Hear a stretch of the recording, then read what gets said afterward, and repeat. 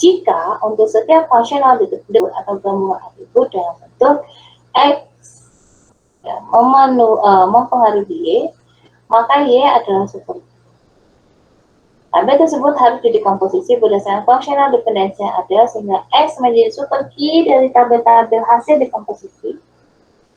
Setiap tabel dan BCN X merupakan 3NF. Nah ini yang perlu kalian. Itulah kenapa BCNF dia memiliki posisi dia lebih tinggi dibandingkan 3NF. Itu bedanya etika. Jadi BCNF dan 3NF itu sebenarnya satu sejajar gitu loh. Kalau kalian lihat nanti di dalam buku, di dalam suatu literatur, proses di dalam suatu normalisasi 1NF sendiri, 2NF sendiri, 3NF atau BCNF, seperti itu nanti ditulisnya. Jadi 3NF dengan BCNF itu merupakan satu level sebenarnya. Cuman ada bedanya. Kalau setiap tabel dan BCNF pasti merupakan 3NF. Tapi 3NF itu belum tentu BCNF. Saya ulangi. Kalau sudah BCNF, kalau dia sudah memenuhi BCNF, berarti dia pasti 3NF.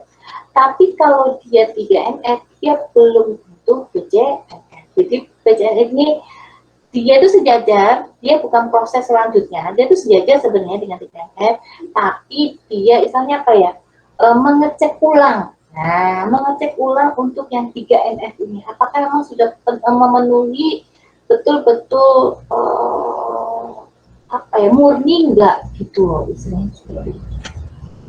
Itulah kenapa kalau 3NF itu belum tentu BCNF, kalau BCNF ya sudah pasti. Jadi BCNF ini kan dia bukan satu tingkat tersendiri, ya. Dia itu masih dalam satu proses dengan BCNF. Jadi dia apa ya? Saya dia mengecek kembali gitu loh. Si BCNF dia mengecek kembali yang ada di 3NF. Walaupun kita tidak melakukan proses BCNF juga tidak apa-apa. Ya, karena sebenarnya kalau kalian melakukan proses yang betul di 1NF, 2NF, dan 3NF, maka tabel yang terjadi di 3NF itu sudah merupakan tabel-tabel yang sama. Nah, begitu. Seperti yang saya pernah jelaskan di minggu kemarin, BCNF 4 dan 5F ini hanya pengecekan. Gitu. Berarti katanya dia lebih mengecek apakah yang kalian lakukan di 1, 2, 3 NF ini sudah betul. Apabila terjadi kalian melakukan penggabungan kembali, tidak terjadi yang namanya lossy joint decomposition. Gimana, bisa dipahami dulu nggak antara si 3NF dengan BCNF? Jadi dia sejajar. Sebenarnya prosesnya itu 1NF, 2NF, 3NF plus strat ya, itu garis miring BCNF. Ya. Walaupun dia satu tingkatan, tapi si BCNF ini dia sedikit ya, ini adalah proses pengecekan di BCNF. Gitu. Ya. Kalau sudah memenuhi 3 BCNF, dia pasti sudah 3NF. Tapi kalau dia 3NF belum tentu dia BCNF. Jadi dia mengecek kembali untuk yang ketiga NF. Itu fungsinya di BCNF. Jadi BCNF ini bukan masuk ke 4NF, jadi bukan merupakan level tambahan, level lanjutan. Enggak, dia sejajar di BCNF. Tapi kalau kita tidak mengecek BCNF juga tidak apa-apa, asal proses 1, 2, dan 3 NF kalian sudah. Pada saat kalian melakukan penjoinan kembali, membentuk satu tabel, ya, tabel-tabel hasil dekomposisi kalian kumpulkan kembali menjadi tabel awal, dia akan menjadi tabel-tabel yang awal betul persis seperti tabel awal. Tidak terjadi yang namanya lossy joint. Paham nggak ya? Agak ribet memang cara menjelaskannya, tapi mudah-mudahan kalian paham. Paham tidak? Kalau tidak paham nanti ditanyakan. Paham ya? Boleh tidak sampai ke BCNF, boleh. Karena itu tadi fungsinya BCNF 4 dan 5 itu hanya ini mengecek gitu, mengecek apakah proses yang kalian lakukan di 1, 2, dan 3 itu tidak melakukan sesuatu yang ya. Kita lanjut. Nah, ini dia. Perbedaannya untuk functional dependency, X mempengaruhi A, bagian X tidak membolehkan A sebagai bagian dari primary key. Seperti apa itu? Jadi tidak boleh ada namanya secondary key. Kamu banyak istilahnya ya, kamu bingung ya. Nanti akan saya berbagi kalau masih bingung. Nah, jadi BCNF ini adalah Boyce Code Normal Form. Ini dikemukakan oleh, jadi dia mengambil nama dari sistem RF Boyce dan EF Code. Maka disebut dengan BCNF, Boyce Code Normal Form. Kriterianya adalah satu sudah memenuhi 3NF. Itulah kenapa kalau dia BCNF dia pasti 3NF, tapi kalau dia 3NF belum tentu dia BCNF. Jadi perlu ada tahapan pengujian kembali. Kriteria BCNF adalah memenuhi 3NF, itu pasti. Suatu relasi disebut memenuhi BCNF jika dan hanya jika setiap determinan yang ada pada relasi tersebut adalah kandidat. Ya, jadi kita cek dulu kalau masih bingung untuk kalimat ya. Nah, ini tambah bingung, Bu. Nanti akan masuk ke dalam contoh soal saja. Ketahui tabel L sama dengan ABC. Ya. Dengan dependensi A menentukan B dan B menentukan C. Maka F bukan BCNF. A menentukan B dan B menentukan C. Jadi di sini ada yang namanya secondary key. Maka F bukanlah BCNF. Saya sebentar nih saya akan ini. Gimana kita masuk ke ini aja ya.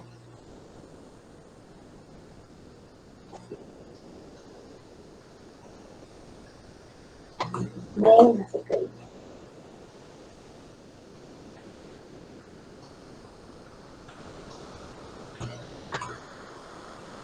Ini sebenarnya juga caranya agak juga.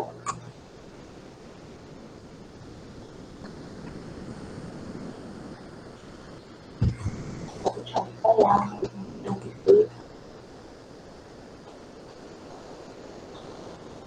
yang ini aja nih, ini lebih gampang.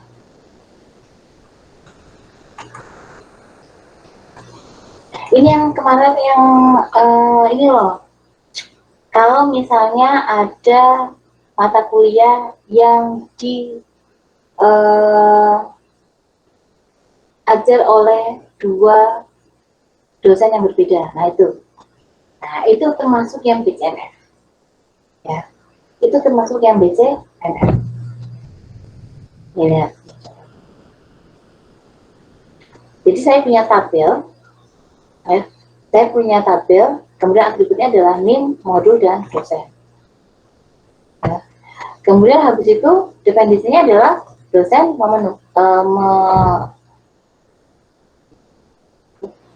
jadi dosen mempengaruhi model, ya. Ataupun modul dia bergantung kepada dosen, ya kan? Nah, ini kan memenuhi 3NF sebenarnya. Karena tidak ada ketergantungan transitif. Tapi dia tidak memenuhi BCNF. Karena kalau kita lihat dari tabelnya, ternyata si modul ini masih mempengaruhi dosen. Ya. Kalau misalnya VBNet, yang mengenai VBNet itu diajar oleh dua dosen. Ada si Azif dan ada si Budi. Prolog juga seperti itu. Dia ajar oleh, VBNet kalau diajar oleh Budi Oya, 2 dosen. Kemudian prolog ini diajar oleh 2 dosen juga, ada Aris dan Jono. Seharusnya dia ini sudah memenuhi 3 NF, karena nilainya kan tidak satu-satu, benar nggak? Kalau dia transitif kan nilainya satu-satu. Kalau PBNF pasti arsip, kalau arsip pasti PBNF, gitu kan ya? Itu adalah ketergantungan transitif. Nah, dia ini sudah memenuhi 3 NF, tidak ada ketergantungan transitif. Cuman dia belum memenuhi BCN. Karena si dosen ini masih mempengaruhi modul. Ya, jadi dia masih dipengaruhi oleh modul.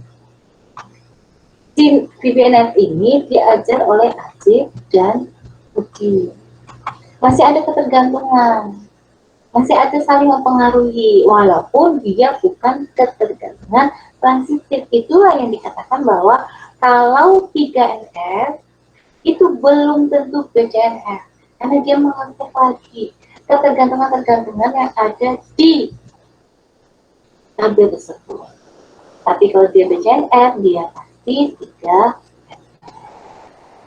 Ya, jadi dia mengecek lagi. Karena kalau 3 NF kan transitif, nilainya satu-satu. Ini tidak transitif. Dia tidak transitif. Dia sudah memenuhi 3 NF. Tapi untuk masalah BCNF, dia belum memenuhi. Karena masih ada ketergantungan ternyata. Ya, masih ada secondary key ternyata. Ya. Jadi modul dengan dosen, ini masih ada ketergantungan. Tuh di sini. Ini masih ada ketergantungan. Ya. Dan ketergantungan itu muncul di bidang. Paham nggak di sini? Ini ada contoh yang paling mudah sekali. Dan ini berlaku pada saat kita melakukan ada tugas dari saya ya. Kalau yang kapan hari itu kita pulang berapa saya lupa. Nah itu saya sudah menjelaskan akan kalau misalnya ada ketergantungan dosen memiliki ataupun boleh mengajar lebih dari satu, nah itu nanti ada caranya lagi. Itu ada yang masuk sebagai BCNF. Dia sudah memenuhi D 3F, tapi dia belum memenuhi BCNF. Apa yang terjadi kalau misalnya seperti itu, maka kita dikomposisi. Ya, jadi NIM dosen dan dosen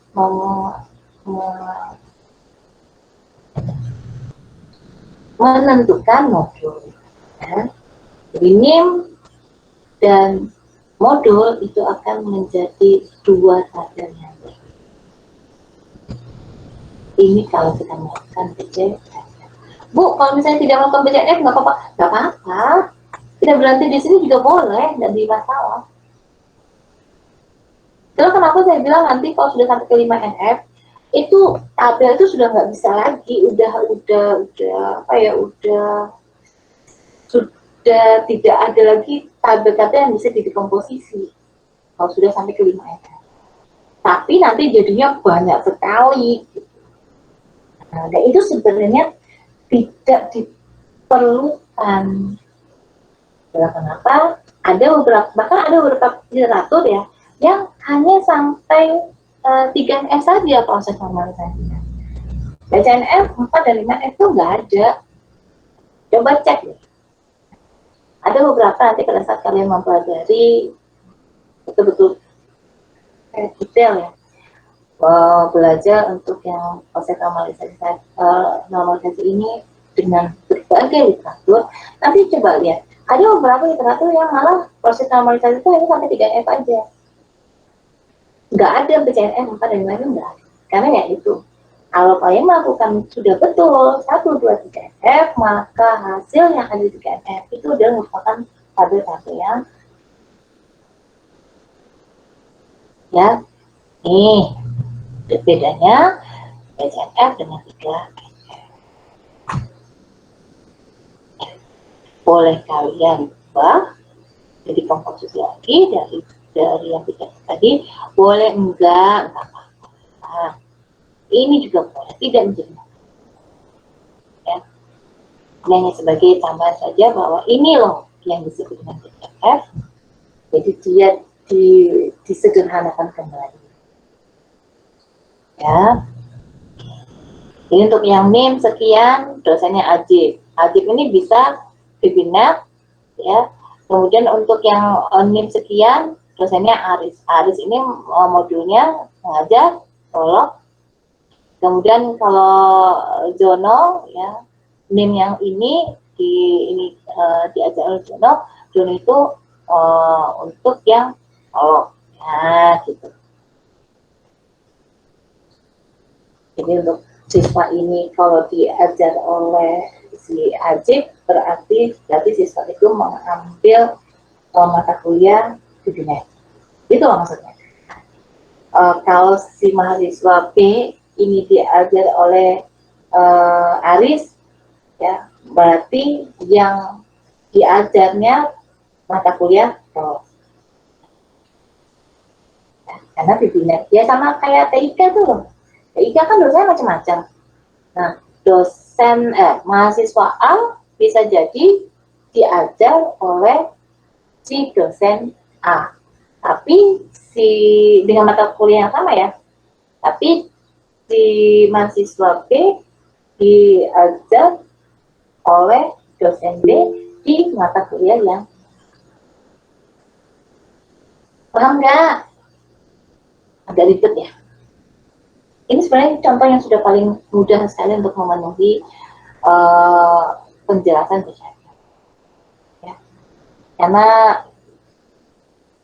contoh ini kan yang kalian alami, jadi akan lebih mudah sekali untuk dipahami sebenarnya kalau kita mengalami suatu kejadian yang disesuaikan dengan contoh.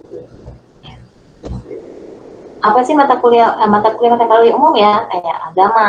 Nah, kalau misalnya yang karena semua fakultas mengambil mata kuliah umum ini, biasanya akan diajar oleh dosen yang berbeda, walaupun matanya sama. Ya, seperti kalau online kayaknya ya, yang saya tahu online itu sepertinya dosennya sama deh. Tapi kalau offline tidak mungkin sama, karena nanti keterbatasan ruangan. Kalau online kan, kalau Gmail itu, Google Meet itu kan kapasitasnya lumayan banyak, jadi masih bisa memenuhi. Kalau di offline nggak bisa, kayak bangkunya yang disediakan itu terbatas, jadi perlu dilakukan di ruangan yang berbeda dan dosen yang berbeda. Kalau yang seperti itu, maka perlu dilakukan dekomposisi. Jadi bisa menjadi beberapa kelas dengan dosen yang berbeda, itu yang namanya dosen. Paham? Paham? Iya, betul. Jadi disederhanakan lagi gitu.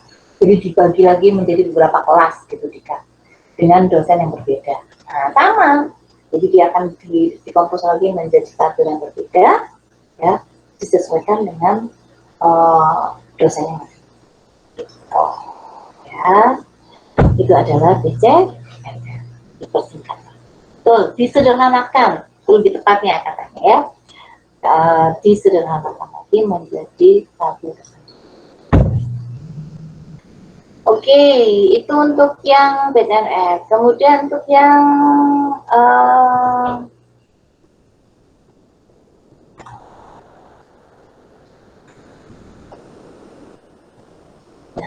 goal for relation database design is BNF. Hostess join. Hostess ini kan berarti nanti pada saat kalian menggabungkan kembali, dia menjadi ke proses yang namanya semula, tidak ada hilangan data dan atribut. Kemudian dependency preservation, jadi menjaga namanya dependensi, ya, jadi harus dilakukan dengan betul, jangan sampai terjadi namanya lossy, ya, join function. Oke, kemudian if we cannot achieve this, we accept one of lack of dependency preservation dan redundancy due to use of free MF. Jadi bisa hanya dilakukan sampai ketiga MF. Nah, itu sudah dalam kategori. Ya. Tapi itu tadi harus hati-hati dalam melakukan dekomposisi ya.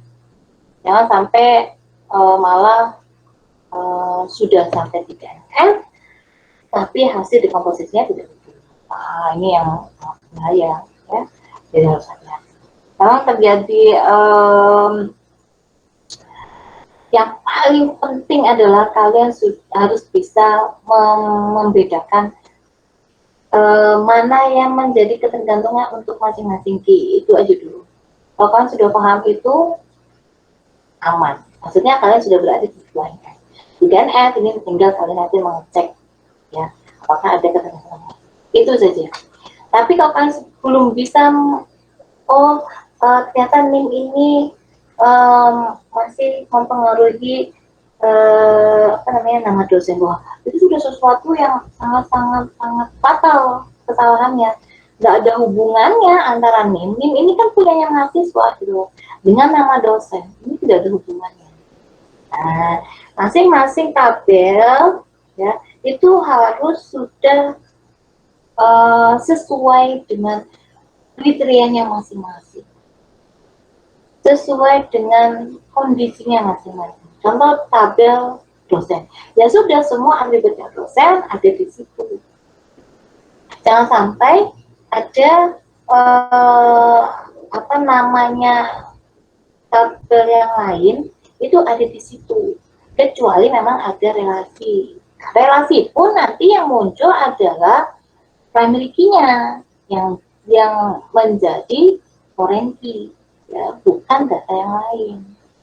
Nah, ini yang perlu kalian sadari, ya, kalian bahwa tidak mudah, kan harus ya. Nah, ini adalah untuk yang step ya, ada first, second, third, kemudian baru PCNF. Walaupun ditulis seperti ini, tapi proses untuk PCNF itu berada sejajar dengan 3 MF. Tapi 3 MF belum tentu PCNF. Jadi PCNF ini adalah mengecek kembali apa yang terjadi di 3 MF. Ya.